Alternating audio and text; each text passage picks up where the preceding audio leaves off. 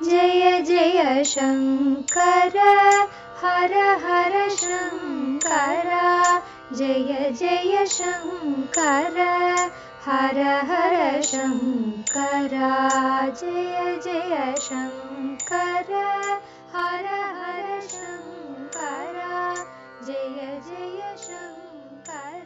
பக்தி தெய்வத்தின் குரல் 4ஆம் பாகம். வண்டு ஸ்தோத்திரம். லௌகிக பிரார்த்தனைக்கு சமாதானம். லோக வாழ்க்கையில் நமக்கு அநேக கஷ்டங்கள் வந்து கொண்டே இருக்கின்றன. இத்தனை கஷ்டங்களையும் கொஞ்சம் கூட பொருட்படுத்தாமல் பகவான் விட்ட வழி என்று நாம் பகவானுக்காகவே பக்தி பண்ணி கொண்டிருந்து விட்டால் ரொம்ப உசத்திதான். இதற்கு ஆக்ஷேபனையே இல்லை. ஆனால் நடைமுறையில் வாஸ்தவத்தில் நம்மில் யாரால் அப்படி இருக்க முடிகிறது? ஏதோ ஒரு மாயை லோகம் முழுவதையும் பிடித்து ஆட்டுகிறது.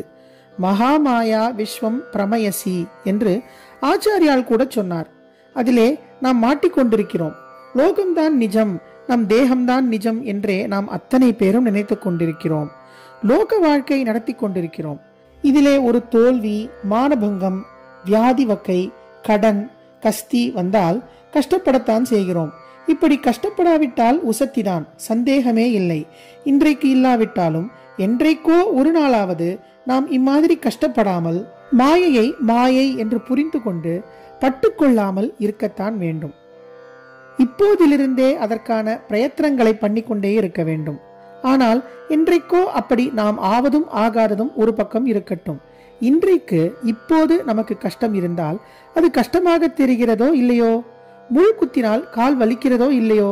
ஜுவரம் வந்தால் ஹா ஹா என்று அனத்துகிறோமோ இல்லையோ? வீட்டிலே ஒரு கஷ்டம், ஆபீஸில் சண்டை, ஏதோ ஒரு அவமானம் என்றால் உள்ளே அது நம்மை கருணை கிழங்கு மாதிரி அரித்து பிடுங்கிக் கொண்டே இருக்கிறதா இல்லையா? நம் வீட்டுக்காரர்களுக்கு நாம் செய்ய வேண்டியதை செய்ய வேண்டும், பெண்ணுக்கு கல்யாணம் பண்ண வேண்டும், பிள்ளைக்கு காலேஜில் சீட் பிடிக்க வேண்டும் என்று இப்படி நம் கடமைக்காக பொறுப்புக்காக அலைவேண்டி இருக்கிறதோ இல்லையோ? இதில் போகிற இடங்களில் காரியம் ஜெயிக்காமல் ஏமாந்தும் போகிறோம் அல்லவா? இந்த மாதிரி சமயங்களில் என்ன பண்ணுவது? எல்லாம் கர்மா என்று மனசை தேற்றிக்கொண்டு கீதையில் சொன்ன மாதிரி நம் கடமையை மட்டும் பண்ணிக்கொண்டு பலனை நினைக்காமல் லேசாக இருந்து விடலாம் என்றால் அது முடியாமல் உள்ளே அரித்து பிடுங்கிக் கொண்டே இருக்கிறதே. இப்போது என்ன பண்ணலாம்? பகவான் என்று ஒருத்தன் இருக்கிறான். அவன்தான் சர்வ லோகங்களையும் நிர்வாகம் பண்ணுகிறான். தர்மம் என்கிற சட்டத்தை வைத்துக்கொண்டு அதன்படி அவன் ஆட்சி பண்ணுகிறான் என்று நாம் நம்புகிறோம். தர்ம லா படித்தான் அவன் ரூல் பண்ணுகிறான் என்றாலும் அவன் பரம கருணாநிதி. எத்தனை அபராதங்கள் பண்ணினாலும் க்ஷமிக்கிற அருள் வள்ளல், கிருபா சமுத்திரம் என்று மகான்கள் பாடி வைத்துவிட்டு போயிருக்கிறார்களே. அதனால் லோக வாழ்க்கையில் மாட்டிக்கொண்டிருக்கிற நாம் அவன்தானே இப்படி நம்மேலே மாயையை போர்த்தி மாட்டி வைத்திருக்கிறான். அவனிடமே இந்த லோகத்து கஷ்டங்கள் தீர்வதற்கு பிரார்த்தனை பண்ணுவதில் என்ன தப்பு? இப்படி ஓர் அபிப்பிராயம். எது வேண்டுமானாலும் எப்படி வேண்டுமானாலும் போகட்டும் என்று தாமரை இலை தண்ணீர் மாதிரி இருக்கிறவர்கள், அல்லது அந்த மாதிரி என்றைக்காவதேனும் நாமும் ஆக வேண்டும் என்று தாபப்படுகிறவர்கள் கூட லோகத்தில் அபூர்வமாகத்தான் இருப்பார்கள். இந்த உலக வாழ்க்கையின் கஷ்ட நஷ்டங்களை பொருட்படுத்துகிறவர்கள், அது தீர வேண்டும் என்று தவிக்கிறவர்கள் தான் 100க்கு 90 பேர் இருக்கிறார்கள்.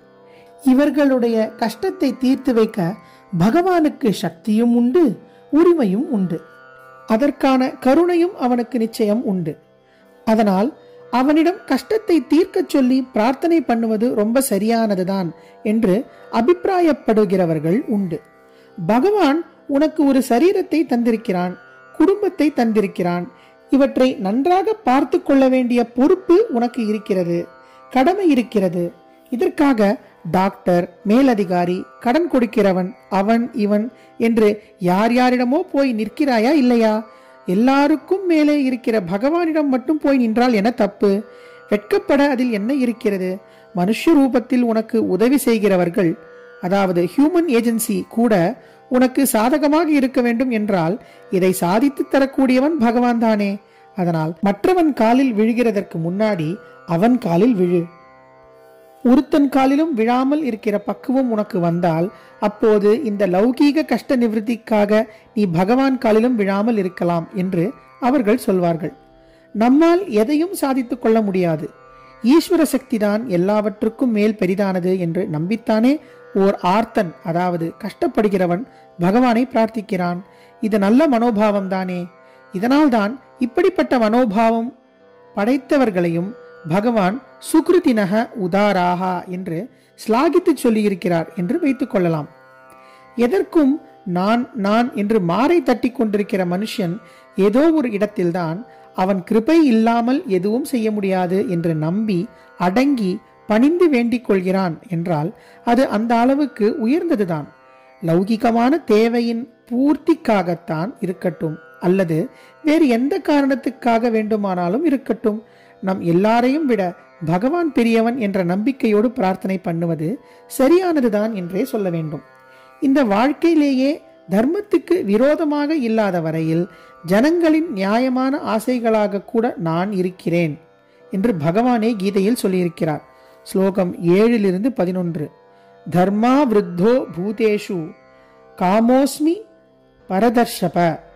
அதர்மமாக ஆசைப்படக்கூடாது, துராசை கூடாது. தர்மமான ஆசைகள் இருந்தால் அதை பகவானும் அந்த ஸ்டேஜில் ஒத்துக்கொள்வார். சரி, அப்படியானால் போதுமான அளவுக்கு சௌக்கியம் இருந்தும் கூட அதற்கு மேல் வேண்டும் என்று பிரார்த்தித்துக் கொள்கிற அர்த்தார்த்தியின் சமாச்சாரம் என்ன? அவனை எப்படி பக்தர்களோடு சேர்க்கலாம் என்று கேள்வி எழும்புகிறது. ஜீவனம் நடத்துவதற்கு எதெது அவசியமோ அதற்கு மேல் ஒரு துரும்பு கூட வைத்துக் கொள்ளாமல் இருப்பதுதான் முறை. எதெது இல்லாவிட்டாலும் நம்மால் ஜீவிக்கவே முடியாதோ அவற்றோடு நம் தேவைகளை நிறுத்தி கொள்ள வேண்டும் என்பதுதான் தர்ம சாஸ்திரங்களில் சொல்லியிருக்கிற அபரிக்கிரகம் என்ற உயர்ந்த கொள்கை. ஆகையால் வாழ்க்கை நடத்துவதற்கு போதுமான அர்த்தம் பொருள் இருந்தும் இதற்கு மேல் ஒருத்தன் அர்த்தார்த்தி பகவானிடம் பிரார்த்திக்கிறான் என்றால் அது பேராசைதான். எனவே அது தப்புதான். ஆனால் இவனையும் ஏன் கிருஷ்ண பரமாத்மா 4 வித பக்தர்களில் ஒருத்தனாக ஸ்லாகித்து சொல்கிறார் என்றால் அதற்கு ஒரு தினுசான அர்த்தம் பண்ணிக்கொள்ளலாம் என்று தோன்றுகிறது. அதாவது லோகத்தில் பலவிதமான தர்ம காரியங்கள், சமூக பணிகள் நடந்தாக வேண்டியிருக்கிறது. ஒரு கோயிலை புனருத்தாரணம் பண்ணி கும்பாபிஷேகம் நடத்த வேண்டியிருக்கிறது. பள்ளிக்கூடம், ஆஸ்பத்திரி வைக்க வேண்டியிருக்கிறது. அநாதாசிரமங்கள் வைக்க வேண்டியிருக்கிறது. வேத வித்துக்களை ரட்சிக்க வேண்டியிருக்கிறது. இப்படி பல பெரிய காரியங்கள் நடந்தாக வேண்டி இருக்கிறது. இவற்றுக்கெல்லாம் நிறைய பணம் தேவைப்படுகிறது. இந்த பணம் எங்கிருந்து வரும்? தங்கள் செலவுக்கு போக தர்மம் செய்யக்கூடிய தனிகர்கள் இருந்தால்தானே அவர்களிடமிருந்து நல்ல காரியங்களுக்காக திரவியம் கிடைக்க முடியும். இந்த மாதிரி தனக்கென்று இல்லாமல் தன் தேவைக்கு மேற்பட்டதை லோகோபகாரமாக தர்மம் பண்ணுவதற்கே ஒரு அர்த்தார்த்தி பகவானிடம் பிரார்த்தனை பண்ணினால் அப்படிப்பட்ட பிரார்த்தனையை பகவான் ஒப்புக்கொள்கிறார் என்று வைத்துக் கொள்ளலாம்.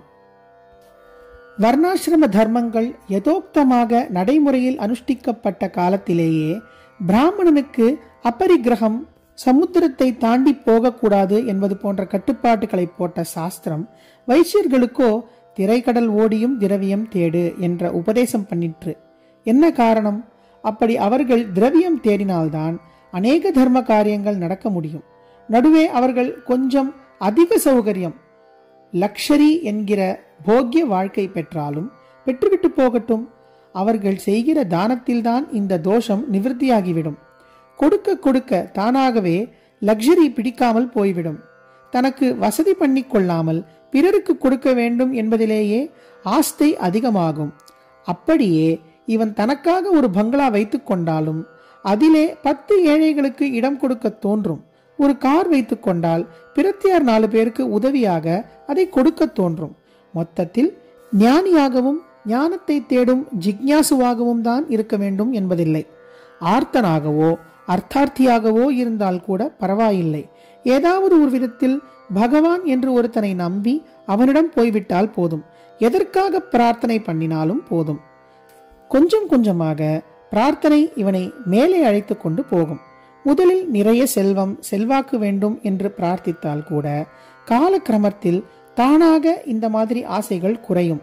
அப்புறம் அடுத்த ஸ்டேஜில் ஒரு கஷ்டம், சிரமம், வியாதி என்பதற்கும் பிரார்த்திக்காமல் நல்ல ஞான வைராக்கியத்துக்காகவே பிரார்த்தனை பண்ண தோன்றும். அதற்கப்புறம் இந்த பிரார்த்தனை கூட நின்று போய் பக்தியில் உள்ள ஆனந்தத்துக்காகவே பக்தியாக இருக்கிற உயர்ந்த நிலைக்கு போய் சேரலாம்.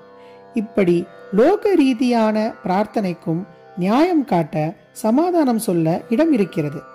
ஆச்சாரியாலின் சௌந்தர்ய லஹரி முடிவில் சரஸ்வத்யா லக்ஷ்மியா என்று ஒரு ஸ்லோகம் வருகிறது. அந்த ஸ்லோகத்தில் இருந்து அம்பாள் படிப்பு, பணம், மன்மதாகாரமான ஷரீர சம்பத் முதலான ஐகிகமான, அதாவது இக உலகத்து பெருமைகளை கூட ஆரம்ப காலத்தில் தந்து படிப்படியாக பசு பாச பந்தத்தை கத்திரித்து பரானந்தத்தை தருகிறாள் என்று தெரிகிறது. ஆகையால் ஒரு ஸ்டேஜ் வரை லௌகிகமான பிரார்த்தனை பண்ணினால் அது தப்பில்லை என்று ஏற்படுகிறது. பிரார்த்தனை பண்ணுகிற வழக்கம் எப்படியோ ஒரு விதத்தில் ஏற்பட்டுவிட்டால் தானாகவே அது காலக்கிரமத்தில் ஆத்மாபிவிருத்திக்காக மட்டும் பிரார்த்திக்கிற நிலைக்கு கொண்டு விட்டுவிடும். ஜெய ஜெய சங்கர, ஹரஹர சங்கர, மகாபெரியவா சரணம். जय जय शङ्कर हर हर शङ्कर, जय जय शङ्कर हर हर शङ्कर, जय जय शङ्कर.